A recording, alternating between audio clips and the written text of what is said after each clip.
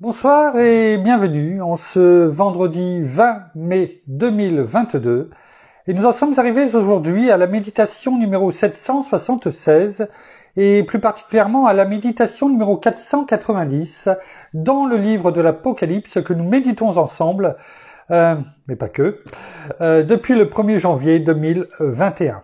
Avant de poursuivre dans notre méditation du jour, prions. Père, dans le nom de Jésus, bien-aimé Saint-Esprit, tu nous dis dans ta parole, dans Proverbe 4, versets 26 et 27, « Aplanis la route par où tu passes, et que toutes tes voies soient bien assurées. Ne dévie ni à droite, ni à gauche, écarte ton pied du mal. » Alors oui, cela fait suite à tout ce que nous avons pu voir ces derniers jours. Tu te plais à nous conduire dans tes voies. Et nous voulons vivre, comme la parole le dit, fais-moi vivre dans les voies que tu as tracées. Pour cela, tu nous demandes simplement, d'écouter la parole, d'obéir à la parole et de la mettre en pratique par la foi. Te remercions, bien-aimé Saint-Esprit, de nous avoir conduits à comprendre ces trois piliers. Car tout découle de cela. Tu nous aimes tellement, Père, tellement, Seigneur, tellement, bien-aimé Saint-Esprit, que tu ne demandes qu'une seule chose, c'est de nous conduire jour après jour, à chaque seconde de notre vie. Alors, une fois de plus que ton enseignement, que nous voyons depuis maintenant des jours, des semaines, transforme notre vie, transforme notre cœur, nous nourrisse spirituellement et que nous mettions ces enseignements en pratique dans notre vie au quotidien, pour notre bien, pour ta gloire, Père, dans le nom de Jésus. Merci, bien-aimé Saint-Esprit. Amen. Nous poursuivons dans notre méditation, chapitre 4 du livre de l'Apocalypse, versets 8 et 9, pour que nous mettions, que nous dupliquions, non pas de façon religieuse, mais de cœur. L'exemple que nous donne dans les versets 8 et 9, les quatre êtres vivants qui n'ont de cesse de louer notre Père et bien sûr notre Seigneur qui est à ses côtés. Ils n'ont de cesse, jour et nuit, nous allons reprendre ces deux versets. Et c'est à eux que nous devons ressembler jour après jour. Je ne dis pas que c'est facile, mais en tout cas nous devons chaque jour progresser dans notre vie, de laisser la parole de Dieu, comme nous l'avons dit en prière, agir comme cet herbicide que nous avons parlé il y a plusieurs semaines, afin qu'il dégage toute mauvaise herbe du monde de notre cœur. Que nous fassions notre part, c'est-à-dire arracher ces herbes, mais qui sont beaucoup plus faciles à arracher, parce que la parole est venue les faire mourir. À nous, ensuite, d'appliquer par la foi la parole. Et ainsi, nous pourrons chaque jour progresser dans la louange que nous montrent les quatre êtres vivants. Et c'est pourquoi nous avons pris en parallèle le périple du peuple hébreu sortant de l'Égypte, du monde, l'image du monde, afin de voir combien leur cœur est volatile. Parce qu'ils marchent, c'est le cas de le dire, non par l'esprit mais par la chair. Certes, on pourrait toujours dire, oui, mais le Seigneur n'était pas revenu. Oui, mais on dirait presque, ils ont une excuse. Mais nous n'en avons pas. Parce que l'autre Seigneur, est revenu. Il nous a tout donné, il nous a tout laissé. Il a tout accompli pour nous, et nous le savons. Donc combien combien nous avons un privilège, on va dire supérieur, en tant qu'enfants de Dieu, que le peuple d'Israël. Oui, nous n'avons pas forcément vécu les mêmes choses, mais combien nous avons un privilège supérieur et combien nous devons écouter ces paroles, se servir de ce qui nous est donné au travers de la parole afin justement de dire si mon cœur est ainsi, si je réagis comme eux, c'est qu'il y a quelque chose qui ne va pas.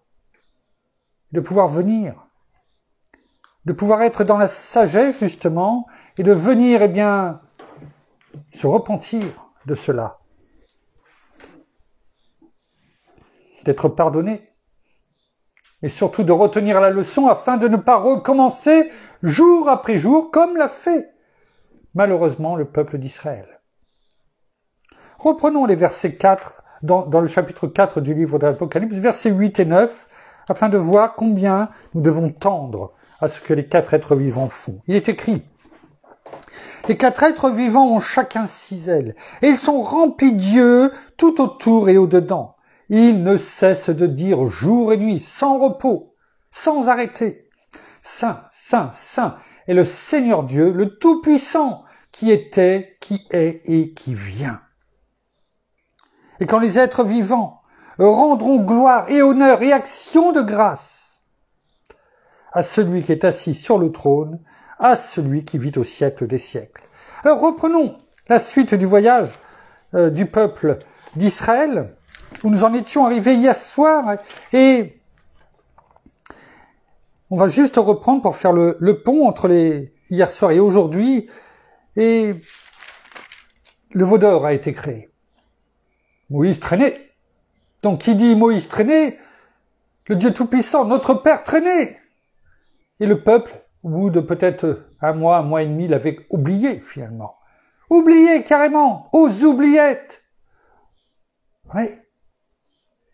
Ils ont demandé à Aaron de faire un veau d'or. Et ils ont dit, c'est Dieu avec un petit dé, les voici tes dieux qui t'ont fait qui t'ont fait monter du pays d'Égypte. Alors Aaron a bâti un autel sur ces monts, où ils ont fait des offrandes. Ils ont offert des holocaustes et présentèrent des sacrifices de communion. Le peuple, suite à cela, s'assit pour manger et pour boire. Puis, ils se levèrent pour se divertir. Je vous laisse aller réécouter ce que nous avons dit hier. Bien sûr, quand on parle de divertissement ici, ce n'est pas simplement faire des jeux, des devinettes, non. Là, le manger à l'excès, le boire encore plus, et n'oublions pas que c'est dans le désert, donc, cela a dû bien les échauffer, et cela s'est terminé, ces divertissements dans la foule par, bien sûr, des orgies.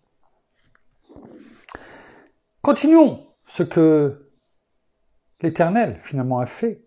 Parce qu'on ne peut rien cacher à l'Éternel. Oui, certes, il parlait à Moïse, mais il est omniprésent, il est omnipotent, il est omniscient.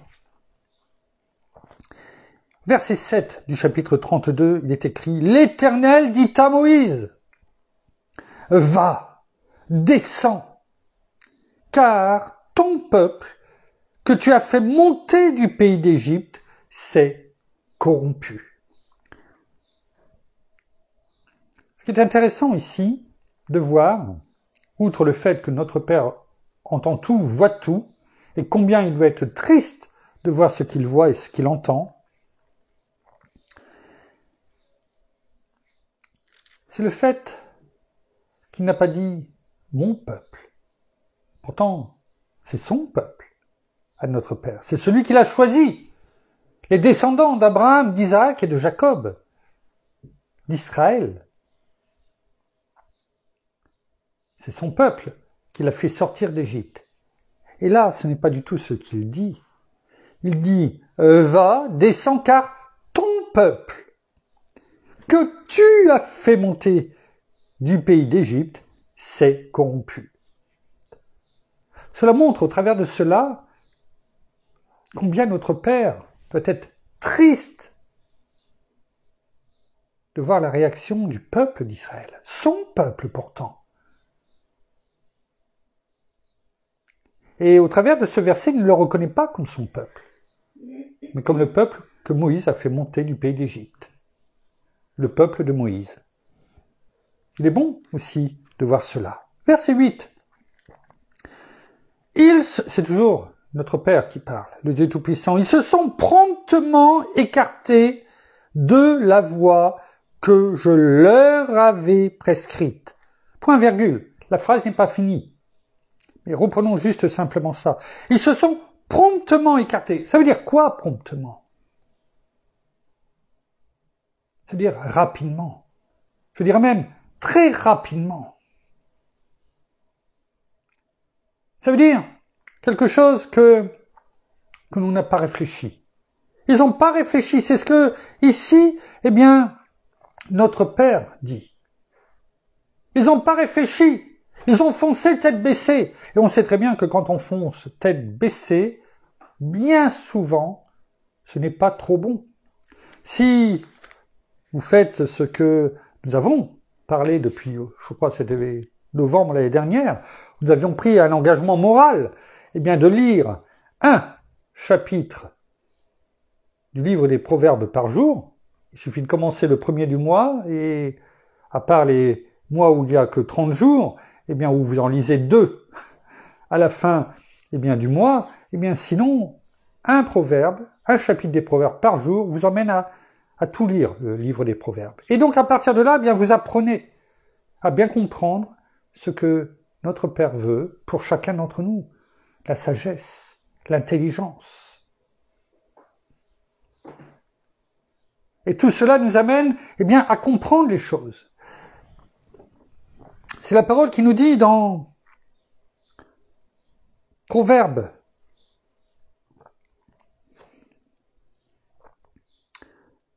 Proverbe 16, Proverbe chapitre 16 au verset 20, celui qui réfléchit longtemps à une affaire, pas forcément une affaire à conclure, mais à une affaire, une chose. Celui qui réfléchit longtemps à une affaire obtient de bons résultats, de bonnes choses. Ceux qui ont confiance dans le Seigneur sont heureux. Et dans la version Colombe, il est écrit celui qui discerne la parole. Ce discernement, ce don du discernement que nous devons avoir encore plus aujourd'hui, afin de ne pas nous faire berner, de ne pas nous laisser entraîner, comme on l'a prié, que votre pied ne se détourne ni à droite ni à gauche, qui se détourne du mal. C'est important. Et c'est ce que dit la parole ici. Celui qui discerne la parole trouve le bonheur. Et celui qui se confie en l'Éternel est heureux. Est-ce que l'on est heureux parce qu'on a bien mangé à l'excès, parce qu'on a bu à s'en rendre malade, parce on s'est jeté corps et âme, c'est le cas de le dire, en tant que fêtard, et tout le monde comprend ce que je veux dire. On s'est donné à l'un ou à l'autre sans savoir finalement à qui. Je parle aussi bien pour les femmes que pour les hommes. Voire même tout ce que l'on voit aujourd'hui. Même plus question d'hommes ou de femmes. Sur ce que nous avons prié, dans Proverbe 4, versets 26-27. Eh bien, en Nouvelle Français Courant, il est écrit « Et réfléchis au chemin que tu vas prendre », c'est-à-dire à ce que tu vas faire, la voie que tu vas prendre. Est-ce que c'est finalement la voie que notre Père a tracée pour nous, dans lequel notre bien-aimé dans le nom de Jésus veut nous amener? Tout cela, c'est dans Proverbe. Réfléchis au chemin que tu vas prendre. Engage tes pas dans une direction sûre. Est-ce que le peuple hébreu, à partir du moment où ils se sont mis des ornières, ils ne voulaient plus voir Dieu. Et ça tombe bien, ils ne voyaient plus Moïse.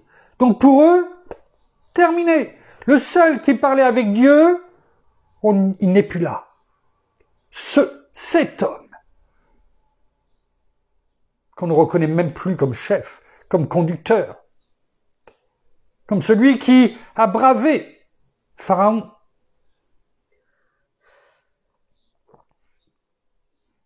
Ne t'en écarte ni à droite ni à gauche, tiens-toi éloigné du mal. Voilà ce que nous dit la parole dans Proverbe 4, versets 26 et 27 en Nouvelle Français Courant.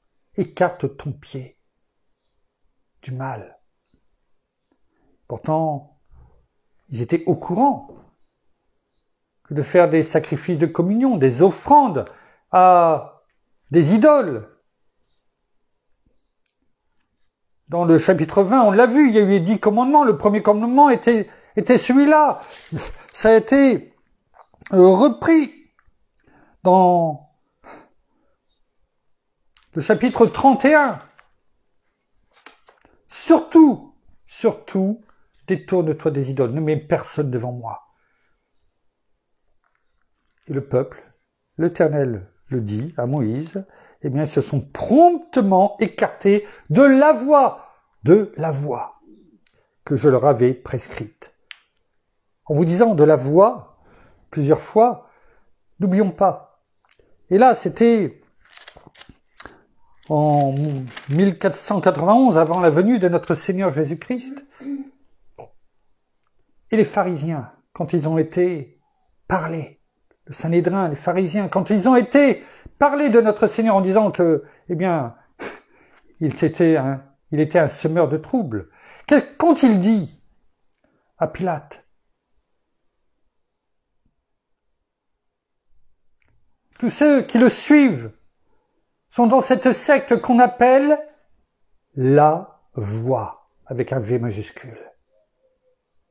C'était la voie que, même eux disaient ça finalement, la voie que Christ était, le chemin, la vérité et la vie. Le même chemin, eh bien, dans lequel notre Père voulait conduire le peuple d'Israël pour aller rapidement, eh bien, à la terre promise. Et c'est ce qu'il veut, nous amener, eh bien, au bon endroit, au bon moment, pour chacun de ses enfants. C'est pourquoi il est attristé quand nous ne suivons pas le bon chemin, comme c'est le cas pour les parents avec leurs enfants, leurs petits-enfants.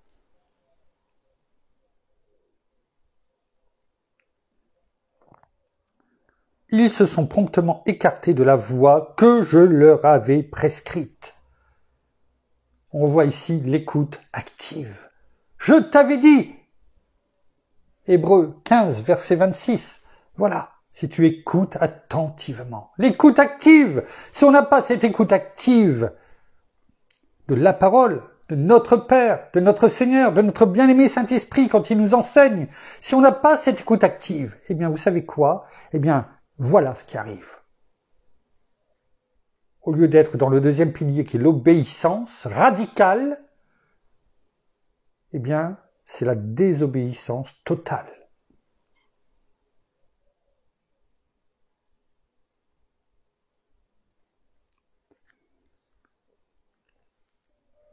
Donc ils se sont promptement écartés de la voie que je leur avais prescrite. Point virgule. Ils se sont fait un veau en métal fondu. Et ils se sont prosternés devant lui. Ils lui ont offert des sacrifices. Et ils ont dit, Israël, les voici tes dieux qui t'ont fait monter du pays d'Égypte.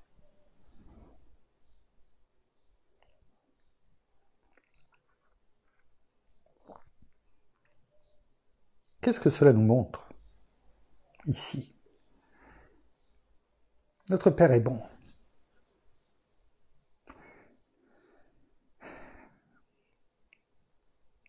Tout comme notre Seigneur, avec la femme adultère, eh bien, il dit, mais qui est-ce qui t'accuse? Une fois que tout le monde, finalement, eh bien, était reparti, touché par la parole de notre Seigneur, que celui qui n'a jamais péché lui jette la première pierre. Notre Père ici, le reproche-t-il? l'excès de manger, l'excès de boire, les orgies et tout ce qui va avec? Est-ce que c'est ça qu'il leur reproche? Même pas.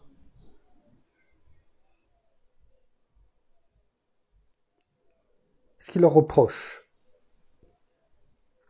en tout cas ce qu'il dit à Moïse, c'est ce que j'aurais dit. Le premier commandement. Ce que j'ai rappelé au chapitre 31, au moment où il va parler du sabbat. C'est au verset... Je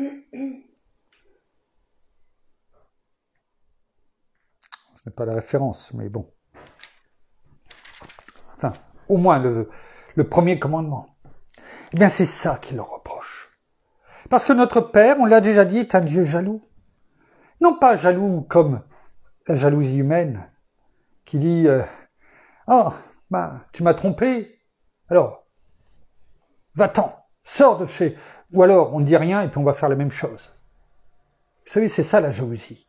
Rejeter la personne et finalement faire la même chose pour, eh bien, comment dirais-je, lui faire du mal.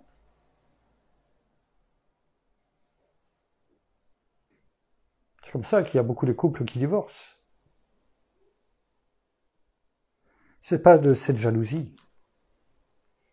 La seule chose qu'ils souhaitent, c'est qu'on soit tout entier à lui. Tout entier. Pourquoi? Pourquoi il ne veut pas de compromis avec d'autres dieux? Vous allez tout de suite comprendre.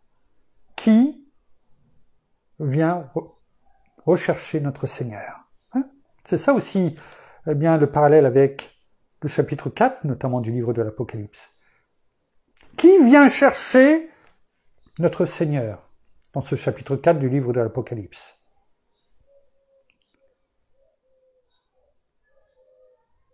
Son épouse, sans ride ni tache. Son épouse, pour les noces de l'agneau. Et depuis tout le temps, c'est ce qui se prépare. Et si on fait le parallèle, qu'on continue ce parallèle, qui est le couple? Je parle en tant que chrétien. Quel est le couple? Quel est le mari? Pour faire le parallèle avec notre Seigneur, qui partagerait son épouse. Parce que c'est ça, le fond. Quel est le mari chrétien qui n'attend que le Seigneur et qui va dire « Va, ma tendre et chère épouse, ça me fait rien, va voir d'autres hommes. Il faut appeler un chat un chat. » Parce que c'est ça.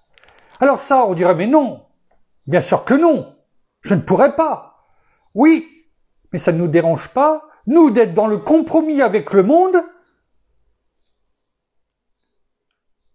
alors que nous sommes l'épouse de Christ. Mais là, ça ne nous dérange pas.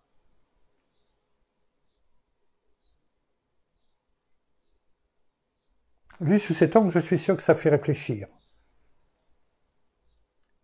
On peut comprendre à ce moment-là que notre Père, eh bien, soit jaloux, parce qu'il sait l'épouse qu'il prépare pour son fils. Et je ne pense pas qu'en tant que parent, si entre guillemets on prépare l'épouse pour son fils, si vous avez un fils, eh bien nous aimerions savoir que cette épouse, eh bien, est frivole.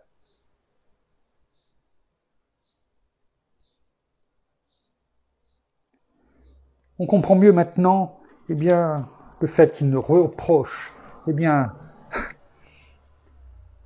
au peuple d'Israël, le fait qu'il se soit abandonné, qu'il se soit donné, au sens propre du terme, eh bien, à des dieux avec un petit d. Et oui, ça le touche. Ouais. Les voici tes dieux qui t'ont fait monter du pays d'Égypte. Et on va terminer sur ce qui est dit, ce que l'Éternel dit. eh bien, au verset 9, l'Éternel dit à Moïse, je vois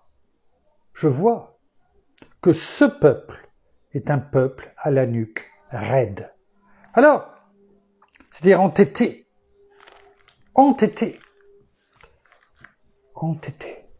Et quand notre Père dit « je vois », c'est qu'il veut ici nous montrer sa vision divine, qui voit au-delà de ce que nous pouvons imaginer, voire penser. Et ce qu'il veut pour nous, c'est que nous puissions voir comme lui. Et que nous arrêtions notre entêtement, afin d'être dignes